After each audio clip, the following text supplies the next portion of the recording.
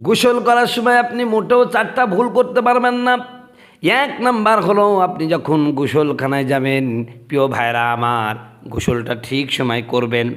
অর্থাৎ অনেক সময় ফরজ গোসল হয়ে যায়, এই একটু পরে করছি একটু পরে করছি, এইরকম করে দেরি করে করা হয়। যখনই গোসল ফরজ হয়ে যাবেন, চেষ্টা করবেন তাড়াতাড়ি গোসল করা।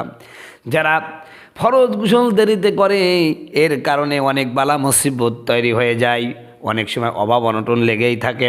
এজন্য বলতেছি, গোসলের সময় 4টা ভুল কখনোই করবেন না। এক নাম্বার, ফরজ গোসল হয়ে গেলে খুব দ্রুত এই গোসলটা সেরে ফেলবেন, দেরি করবেন না। 2 নাম্বার হলো, বাথরুমের মধ্যে, গোসলখানার মধ্যে যখন গোসল করতে যাবেন, উলঙ্গ অবস্থায় গোসল করবেন না।